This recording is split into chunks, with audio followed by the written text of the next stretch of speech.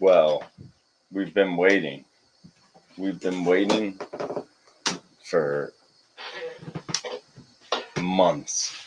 We've been waiting for seems like years, and we're finally here. We have reached football season. Welcome into the Bring It In show. You know it's Glenn as always. We got Kels jumping in. What's going on, Kels? How you doing? Good, man. Happy Monday. How you doing? Have his microphone on, so that would be great if I could a little bit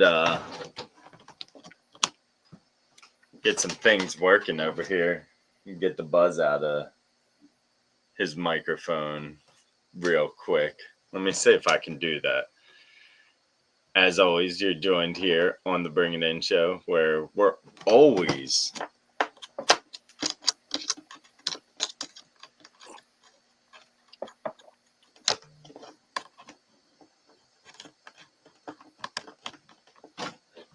all right. Now I still hear a buzz.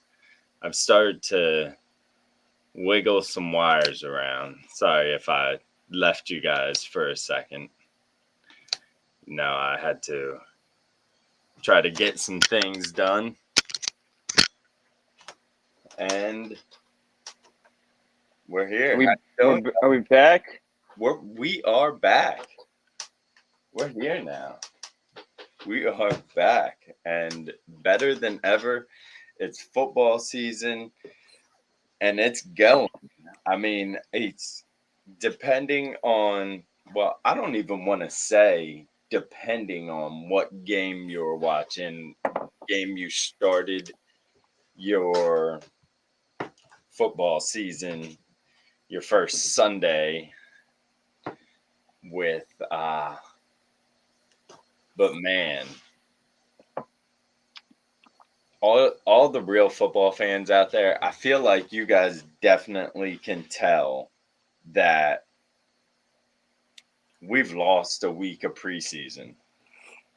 I mean, that was a slow and very, very rough start to an NFL football season. Um, it took a while. Trevor Lawrence finally became the first quarterback, I believe, on Sunday to throw a touchdown this year. But it took a while. Man. Now, in a league where I want to ask you this question, Kels. In a league where we have been seeing these stellar offenses like click and just like take a pick apart defenses lately. Has it changed or is this just like I said, just a result from 3 weeks of preseason? I think it's just you don't normally see the defenses getting out there and giving us this type of week one. You know what I'm saying? Yeah. It was just a lot of good defense. I mean, I guess game of the day yesterday would have been the Chargers Dolphins. You normally see a lot of games like that week one. I feel just battles between quarterbacks and whatnot. 7 lead changes in that game Yeah. before the Dolphins finally won.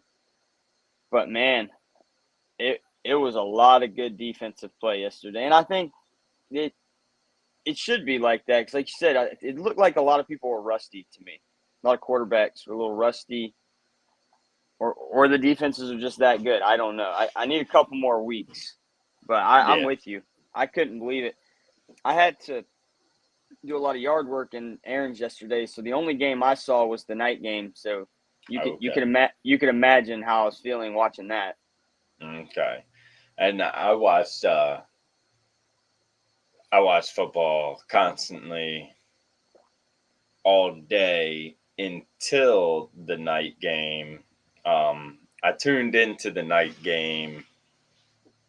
I'm not even sure what quarter it was because I turned it on and it was 19-0 at that point, and I was like, okay, well, I guess the Giants aren't coming to play this year. That was what I came up with without. I won't try to say that I was watching the game or anything like that. Like I just clicked it on, saw the score. Like I said, I watched the games from. I watched every game just about in the beginning of the day, um, because I mean the way that YouTube is doing football, I signed up for their free 7-day trial just to test it out last yesterday, and the way they're doing it is it's been probably close to 10 years since I've had the NFL ticket. So I'm sure things have changed with the NFL ticket, but I also know that last year they had a lot of glitches and just like the games getting shut off. I don't know if that's just because they already knew they weren't getting it again, so they kind of put less resources. That's what I think it was going on. But the way that YouTube's doing it is all right. So I got the Ravens game on, and I just scroll down to where YouTube would normally show you like different videos and stuff. It goes down one level. It's got all the games there, so you can go pick your game. Go down another level. It's got 4 split screen, so you can pick and it's got combinations of all the games going on. So, like, your game goes into a commercial break, you can drop down, hit a screen that's got 4 different games on it, including your game, and then it brings up the 4 screens at once. And then, I mean, there's no need for multiple TVs now, especially with as big as they're making TVs, you know? I mean, if you have the large screen, like I know so many people have like the 60, the 75-inch screen. I mean, essentially the split screens are like the 30-inch screen or 40, like it's a decent size. But also while you're on the split screen, you have the ability to highlight a certain game, and that's where you get your sound from. And then your game comes back on, you drop it down there, and you select it from the split screen. So what they were doing, I mean, they have 4 split screen action, 2 split screen action, 3 split screen action. Like they had everything you needed to maximize your football watching. Because I know a lot of people want the 2 TVs next to each other, the 4 TVs next to each other. And not everybody has the room for all that, especially when you have like a huge TV, you know? So I thought that was really cool with how they did that. What I Yeah. thought wasn't cool, man, as I was talking, I was watching the Ravens game. Mark Andrews didn't play, and J.K. Dobbins was having a game like he was looking like this was gonna be his return season.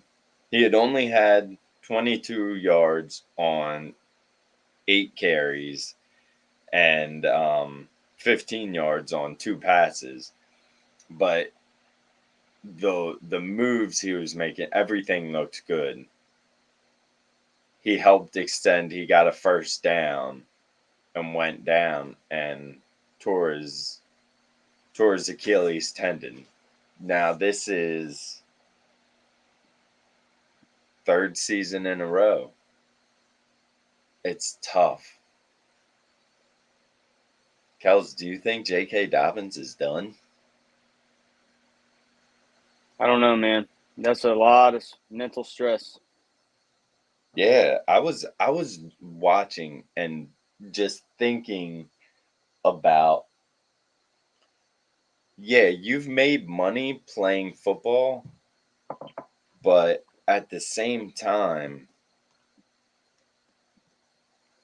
you have almost like been rehabbing your entire career as a football player, getting back to that point, and you have a couple good games, or you start out sluggish and you don't really hit your potential, but you get hurt constantly going into another year where I believe this is J.K. Dobbins' last year signed, his last year under contract with the Ravens. There was discussion about an extension. I mean, it's hard in a league where guys are already fighting so hard at this position. I feel bad for him. Yeah, I mean, I could not believe it when I saw that, and because in the highlights I saw his number and I saw him get in the end zone, and Yeah. we were cooking dinner and stuff, so like I was like, okay, cool, looking like Dobbins is bouncing back, and then I don't even see it on my fantasy app as I checked it. I always check mine at the end. You know how I do it.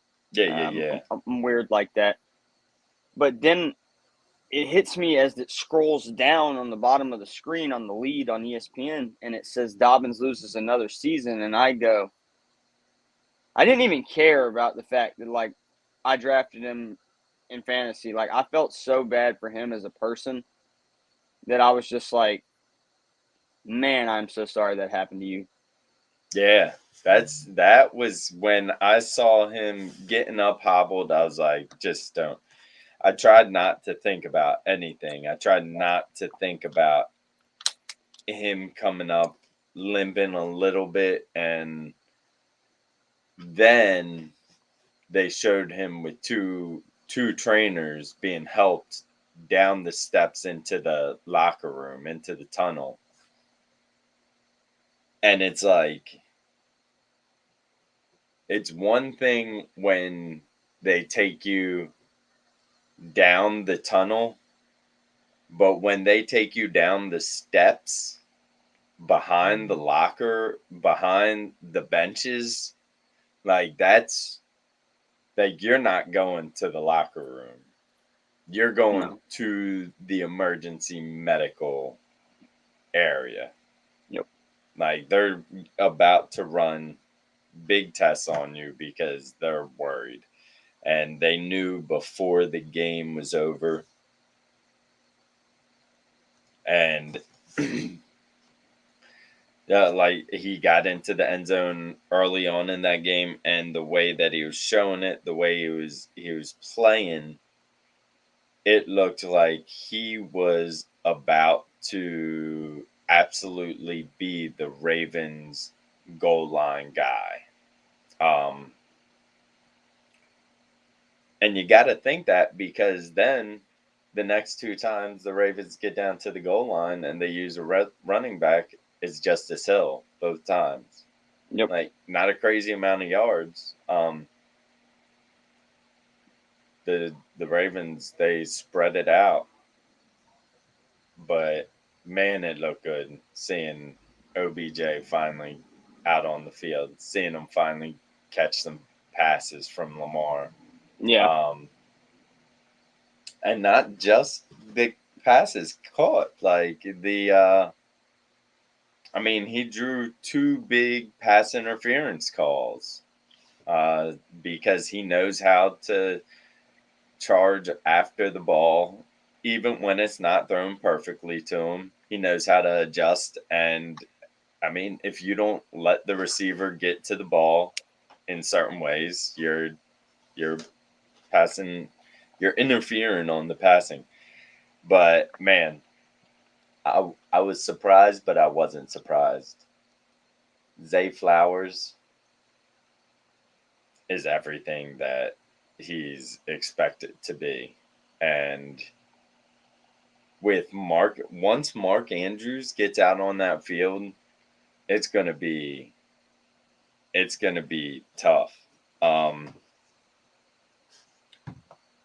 just the weapons that the Ravens had, and I won't sit here and talk about the Ravens for everybody for a whole hour, but the weapons that the Ravens had, I mean, Lamar was able to rush for 38 yards, and he was the leading rusher. Shocker.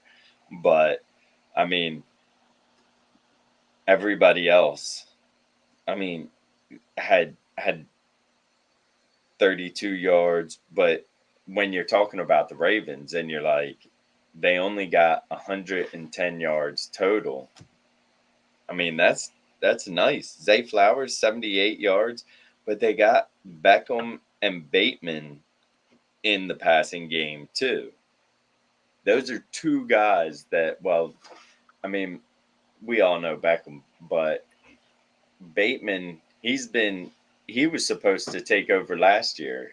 He's been kind of not living up to what he's been expected, but now that he's the number 3 guy, there's not as much pressure on him. He can run his grimy, more of an Anquan Bolden like routes. So, I mean, I was happy with the way that the Ravens. I wanted to see more against the Texans, but the Texans defense, I mean, their secondary and their front rush looked looked nice and strong. So, I'm I mean, excited to see, huh? they should be. I mean, how many times have they been in the top tier of the draft? And how Yeah, many times have I told you the last 4 or 5 years we've got some good guys coming out of college? Like, I'm not saying the Texans should be winning every game, but they no, do need no. to start making leaps somewhere. And I think, they lost by a good margin, but I did think that their defense did a pretty good job holding their own when their offense wasn't doing anything. Credit to y'all's defense. Y'all always have a top 10 defense. Yeah, But and their defense is going to surprise some people this year, I think. yeah. And their offense, I would say that their offense, I mean, for you look at the score and you don't think like the Texans had a good game, but I really think they had a good game. They made some really good completions. It's hard to judge a rookie quarterback when you're going up against a classic like hard-nosed defense like the Ravens. And the addition of Jadeveon Clowney, like if you look at the box score, I mean, Clowney probably only had like 2 tackles, but his pass rush was kept Stroud like spinning the entire game. Like he had his hands. I know this isn't a stat, but he had his hands on the quarterback probably 8 to 10 times. I mean, this is a player that some people thought was done. He only got have one uh, tackle and one QB hit, but if they had a stat column for how many times you touch the quarterback, I mean, I know that some places have like how many times you rushed the quarterback, or pressured, but I don't see that on the stat line I'm looking at. But man, and another thing about that defense, rushing, it's almost unfair, I feel like, and I love it. But the fact that Roquan Smith and Patrick Queen wear number 6 and 0, when they start moving fast out there, the number 6 and number 0 almost look identical just because the curves on it. So you got two inside linebackers that almost look like one guy once they start moving around the field, just because the numbers like get all scrunched up and you can't tell. But yeah, Stroud had a good game. I think he gets against some other competition by the end of the year. He's gonna be scoring a lot more touchdowns. That Texans team, they looked good. They were in the game for a long time, and it just got away from them. But Same division, but we're gonna bounce. yeah, The Bengals looked absolutely awful. I mean, what is that about? I haven't gotten a chance to watch those highlights. All I've seen, they really haven't shown many highlights from that except Joe Burrow being sad walking off the field. And I can understand. You're starting out not just a division rivalry, but an in-state rivalry at that.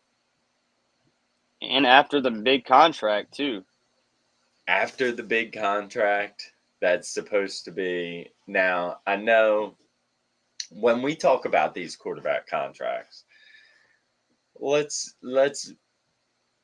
call it how it is. Deshaun Watson still got the biggest contract out of anybody, even though Joe Burrow's contract, like the number we're looking at, is bigger.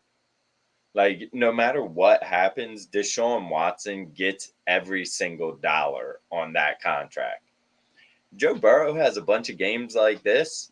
He will not get every single dollar on his contract.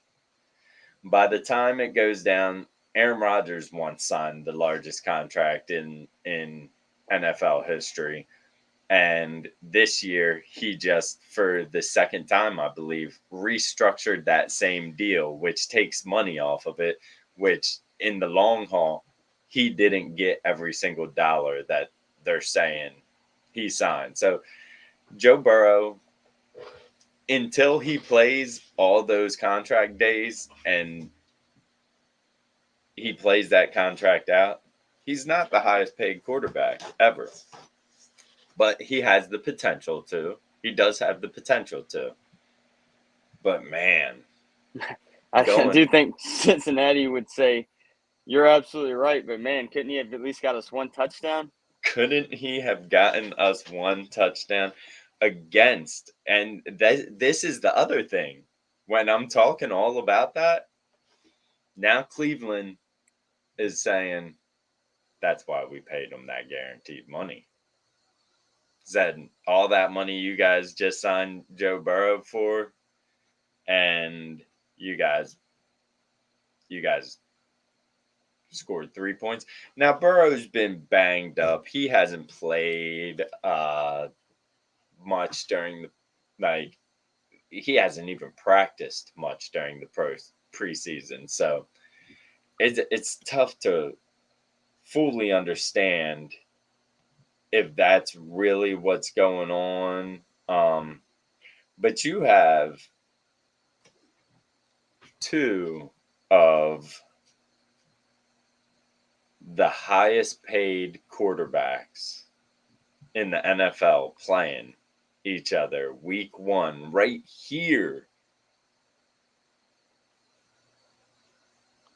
and you have 236 yards total. Total. Yeah. I was just about to say Mac Jones played better than almost both of them combined, probably. Yeah, total. That's the two best quarterbacks, or the two of the best quarterbacks, supposed best quarterbacks. And that's how many yards you have. Brings me back to CJ Stroud. 242 yards for the rookie. Keep on working, CJ. That's right. Hey, you can get paid. Joe Burrow just threw 82 yards. Yeah. He's getting paid. Stroud had a pretty good game. I mean, Anthony Richardson had a pretty good game for the Colts. Yeah. He did. It's just Jacksonville is just not the Jacksonville of before. No, they're good. Calvin Ridley's over there now, and we're actually going to see Calvin Ridley play. And what a catch by Zay Jones yesterday, using his hand as the second body part down. Yeah. To register to do that and that fast, like that time speed, like that was robotic. To know to put that ball in one hand and then use your other hand, that was impressive. Yeah. All right, so we're about to get to the halfway point of the show, and we'll give you some station information.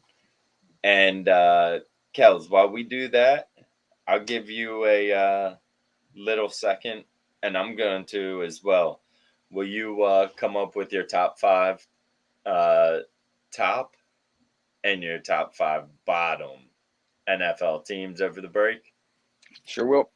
Yeah, all right, stick with us, and we will give you more on our spectacular Happy Day, Sunday football day. You're listening to the Bring It In Show on WRUULP 107.5 FM, Savannah, Georgia, WRUU.org. We are Savannah Soundings Community Radio with Global Soul.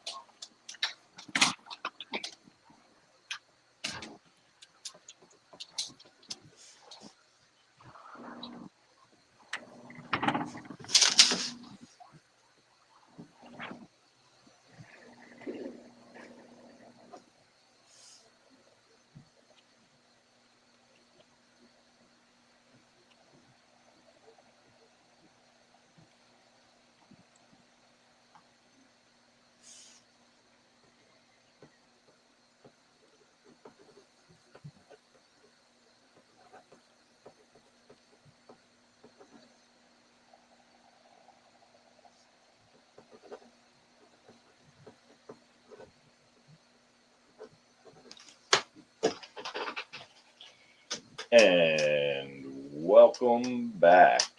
I got no sound in my ear. Okay, there it is. Hello. There it is. There it is. All right.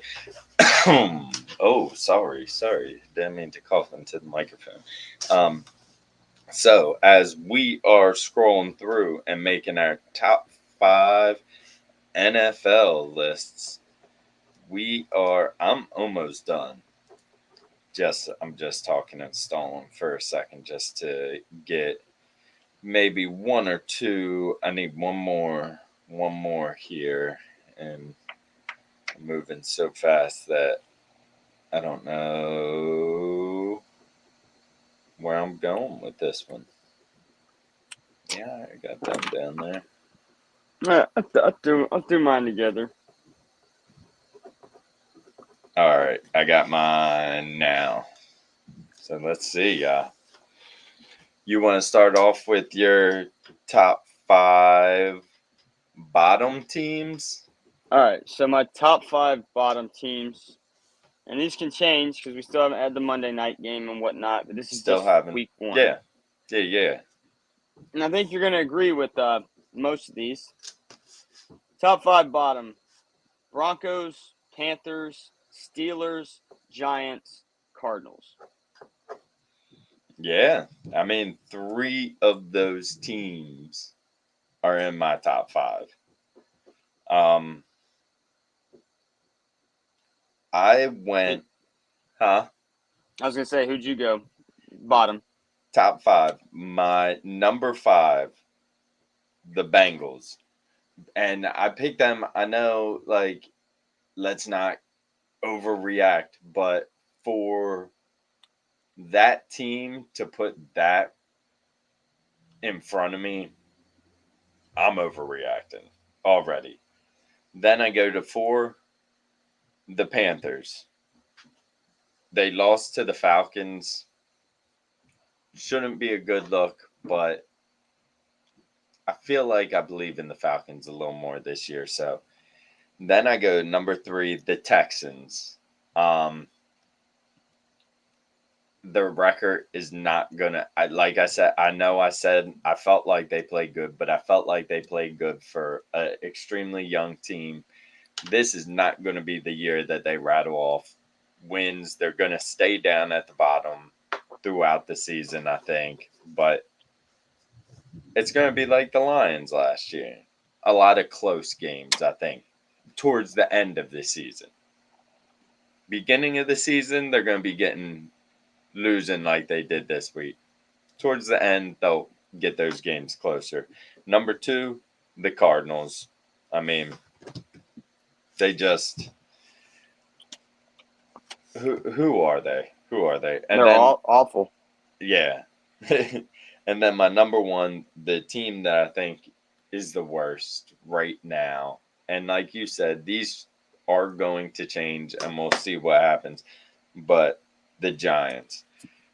I don't fully believe in the Cowboys, and letting the Cowboys do that to you, it's a division game no matter how. It's supposed to be a close game no matter what. And the Cowboys just came in, but we do know the Cowboys like to start hot and then cool off in December. So, all right, let's go to the top 5 teams. All right, top 5, 5-1: Chiefs, Chargers, Lions, Cowboys, Dolphins. Those are my All top. right. Right now, I got 2 of those in my top 5. Um, and spoiler alert, looks like we both have the same top team. So from 5-1, I have the 49ers, the Ravens, the Rams, the Chargers, and the Dolphins. I hate to give the Chargers credit. You know I do. I don't know why. I don't like Justin Herbert for some reason. But you saw what But Eckler did yesterday. I saw what Eckler did. I just saw what the Chargers like. I mean, like you said, that was one of the best games of the day. So I was extremely impressed by Tua and uh, everybody on the field in that game. So that's I sent my top two teams came from that same game. I left out the Chiefs because they lost to the Lions, and I don't know if I believe in the Lions yet. I see you do, and I mean they were close in all their games last year. I thought they were going to be the same Lions this year as last year, but maybe they got over that 3-point spread, and maybe this is just the beginning of it. So we'll have to see. I was surprised. Do you have a biggest surprise game? Like you talking about? I have a biggest surprise, like the Cowboys, Okay. because the offense on both sides was having kind of interesting play calls because the field was wet, but their Yeah. defense, it did not matter. Like they were picking the ball off, they were stripping it. Like their defense, they impressed me because to shut a team out at home and it's a divisional game and a rivalry, like that was impressive. They shut me up, especially because I said the what did I said the team that's gonna surprise people is gonna be the Giants. They're gonna expose the Cowboys, and it went the other way around. So it's like I had to put them in my top because of how I disrespected them. Yeah. Any Cowboys fans listening, I do apologize. I missed. I also thought Israel Adesanya was going to handle Strickland, and that was the complete opposite as well. So I've been missing lately. Yeah, yeah. I mean, I missed on, and my biggest surprise of yesterday is Tampa Bay Bucks beating the Minnesota Vikings with Kirk Cousins getting 2 touchdowns and almost 350 yards, and Baker Mayfield getting 173 yards. I'm just looking at this like this just doesn't make sense, and the Bucks are able to sneak out a 3-game win. That's game management. Game Yep. management. But even there, like I'm surprised. That's my biggest shock of the week. But now we're rolling into Monday night. We got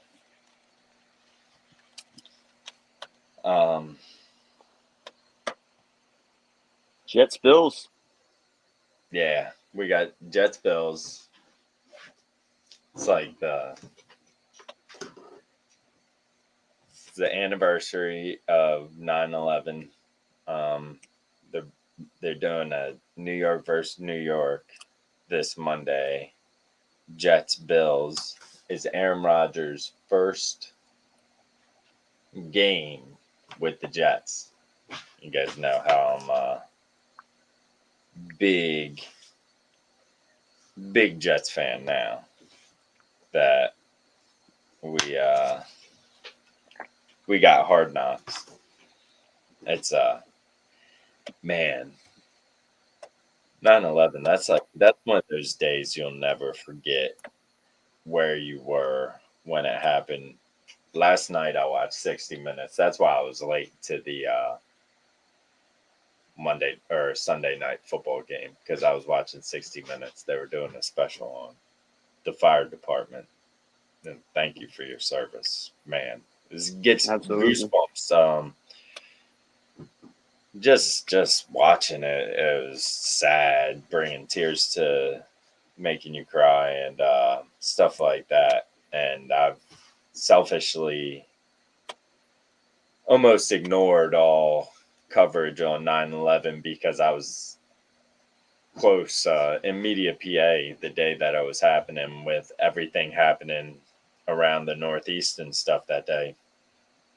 Like I haven't really watched anything since that day because I didn't ever really want to relive it. It was such a terrible day in American history and stuff. But man, what those firefighters did and the selflessness. And I'm sure that tonight with the New York Jets, I mean, they're the New York Jets embody the New York Fire Department. I mean, they're one of their biggest fans. Uh, I can't remember his name, but like firefighter Frank or something, wearing all the green and the green fireman's hat. And so it's going to be huge, a huge game. Um, and here I got to bring something up. Here in Savannah, a good friend of ours, Coach Steve, worked with the Savannah Falcons last year. They're doing Leukemia Lymphoma Society um, fundraiser at Tailgate Sports Bar. Monday night football. Get down to Tailgates. Watch the Bills. This is a Bills Mafia event though as well. So be wary if you're a Jets fan because I think the Bills fans are going to be real mad at you by the end of the night. But yeah, that's what we got going on tonight. I'm seeing where I'm at. What do you think about tonight's game when we see one known powerhouse in the Buffalo Bills who have been there hovering at the top? I mean, Josh Allen, Stephon Diggs, like we know what the Bills are made of. We know that the Jets have extremely talented defense and an extremely talented offense, and they just plugged in one of the greatest quarterbacks of all time. What are you expecting to see here tonight? So, a shootout. I hope it's a high scoring game, kind of like the Dolphins Chargers. Or if it's not, let's hope it's a defensive battle, and I think it either goes. I think it stays close no matter what, but I do think the Jets will win, maybe by 28-24, Okay. 31-28, something like that. But I think the Jets take it. Yeah, it's hard. It's a home game for the Jets. One, the Bills, because of their history and where they've been lately, they are sitting there.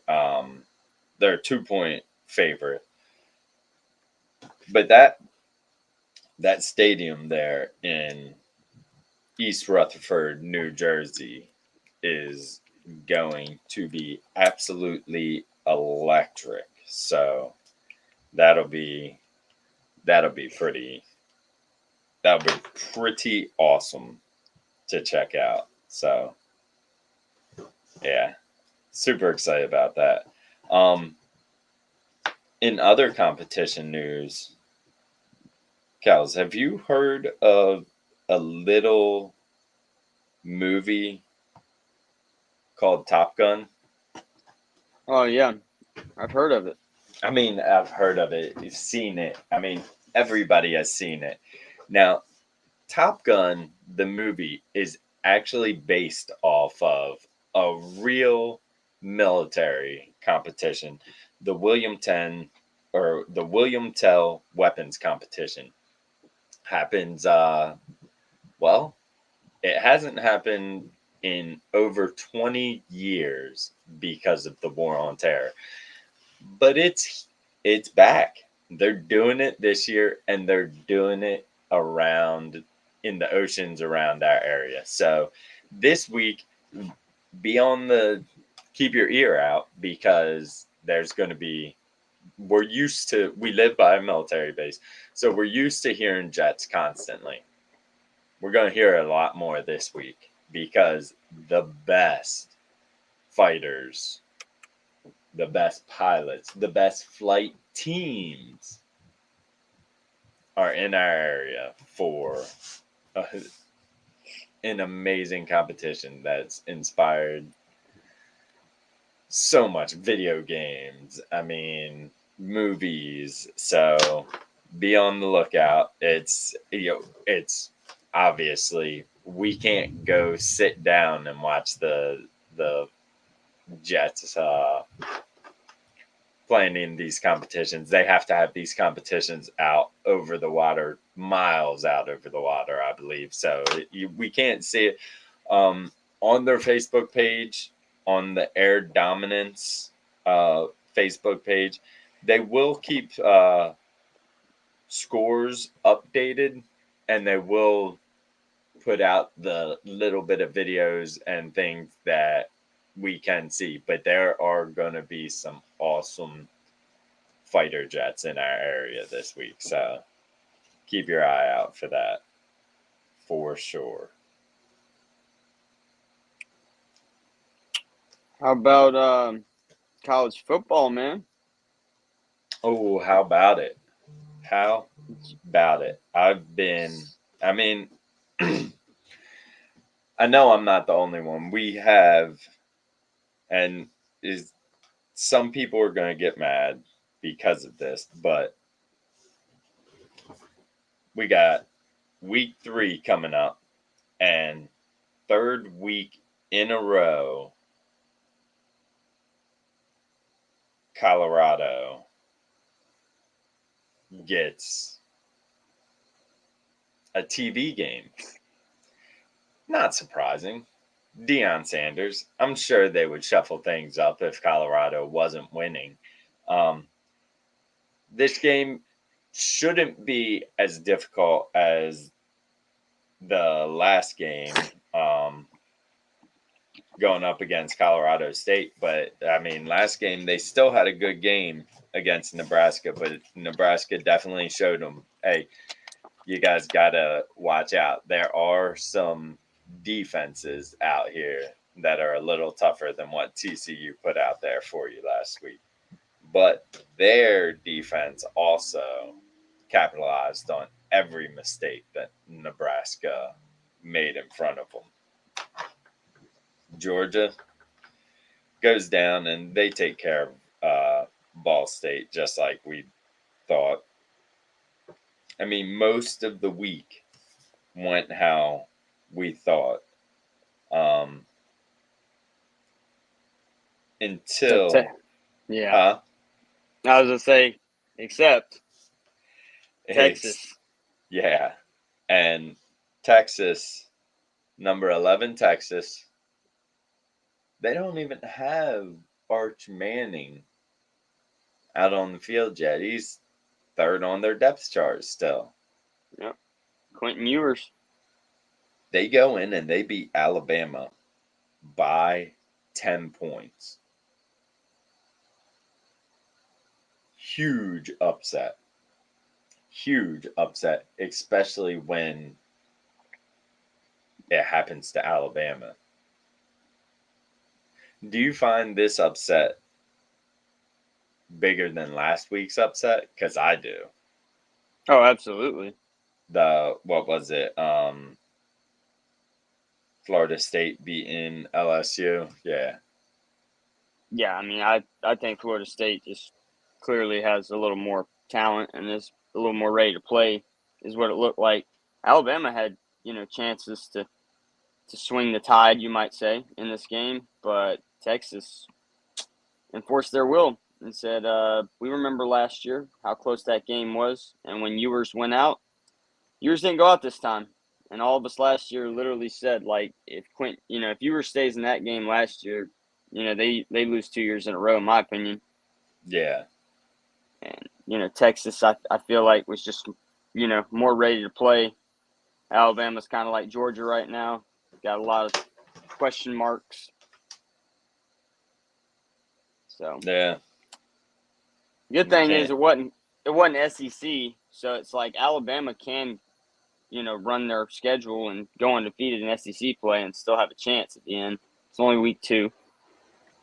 Yeah. I mean, you think that they still have a chance if they won the SEC to get into?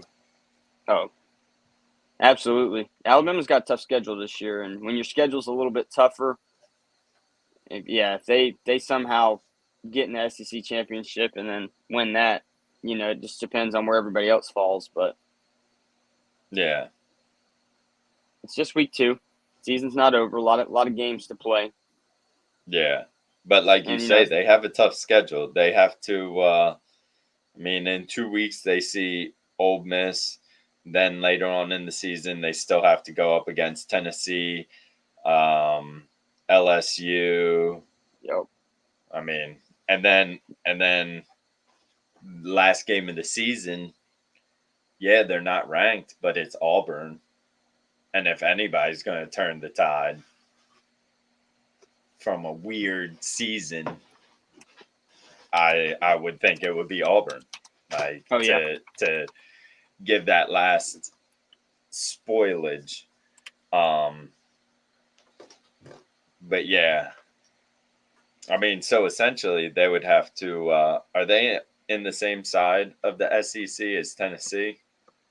No, Tennessee's Okay, east and with Alabama's Georgia. west. Okay, Yeah, yep. Tennessee's on the side of Georgia. okay. So the East is most likely going to be the harder side to get out of. Yeah, Or maybe if not. Georgia, if Georgia handles business, yeah. But we gotta see how good Tennessee, like Georgia and Tennessee, haven't been super tested yet, so Yeah, we really yeah. I mean, don't know I'm just assuming from the from past how it's been. 2 years. Yeah, Yeah, just because like there's teams in the West that I feel like do more justice than certain teams in the East have looked flat at points. So yeah, all we got is a 2-week period, so we just need more games. yeah, yeah. That's definite. I mean, but yeah, I'm still all about Colorado. Uh, they moved up to 18. They showed more adversity last week. Some people were saying, oh, see, they're not as good as you thought they were. No, I mean, they're not going to come out firing on all cylinders all the time. I mean, the wide receivers and quarterback in the beginning of that game looked off, but he was getting a little more pressure. And I mean, I would say it's like Sanders likes to stay in the pocket more. He Yep. can run, but I saw him scramble a couple times, but he likes to scramble back in the pocket and give his receivers a chance to get open. He's not trying to be a running quarterback, it seems like. He wants to build his career on his arm. And The kid's almost got 1,000 yards in 2 games. yeah, yeah. I mean, he started out slow, but he still ended with like 300 yards, I think, somewhere around there. So, I mean, he'll continue to be tested. He's going to have to go up against USC, and that's going to be Colorado's biggest test at that point. But I mean, truthfully, after what they did in week 1 against TCU, like I believe like even Colorado State is going to come out here and try to play them as hard as possible because they are yet only ranked 18 at the moment. But I mean, when Dion's your coach, like you have a target on your back. Like every team wants to beat Colorado because every team out there thinks they think that we're talking about them for no good reasons. And maybe we are. But winning so far. They've won twice as much this year as they did last year. So Deion's already improved the team. The He could Deion lose effect. every single game the rest of the year, and he still doubled up the wins of last year. And he still doubled up the wins. And just looking at that team, there's no way. That defense looked hungry, and they don't stop. They will wear teams out. So I'm ready and waiting to see all that go down. Yeah, right here we're pulling up at the end, and it's another week, and another week where the Braves and the Orioles sit up top of the NLAO.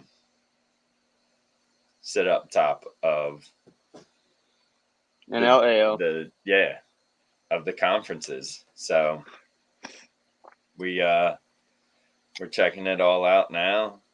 I mean, I haven't seen any teams. We still have probably like 20 baseball games. I haven't noticed if any teams have started to lock up their playoff spots. It obviously would be the Braves would probably be the first team to clinch a playoff spot. But like I said, I haven't. Yeah, I think somebody said the seen that. Braves clinched yesterday or day before or Okay, something. yeah. The Braves have clinched, and a couple teams have been eliminated so far. So not much. Only 3 teams been eliminated. So we're still plugging away, getting to the end of the year. I mean, you guys know me as a Orioles fan. Super excited. They're on a stretch of games right now. They don't have like a day off, I believe, for like 2 weeks. Just left Boston. Boston beat them last night. O's took the series, but now St. Louis, Tampa Bay, and then Houston. So it's gonna be a tough one. But I'm ready to watch this game tonight. The St. Louis game, 6:30. Yeah. I mean, see little De La Cruz. Yes, sir. Well, I got to throw a couple shout outs, something we don't usually talk about big on the show, but women's side US Open tennis, 19-year-old Coco Gauff taking it on that side. Oh, Coco won? Nice. Coco won. Yep, she won. And then you're going to love this. Novak Djokovic wins his 24th major title, and I'm pretty sure he had a Kobe shirt on because him and Kobe were such good friends. Oh, man. He's never going to stop. That's crazy. And I think he tied the record with the woman that has it. Like, so he's tied for most major titles. Oh, okay. Nice. Mamba mentality, you might say. Yeah, Mamba mentality. He's beating all these young guys. And that's it. We'll see you next week.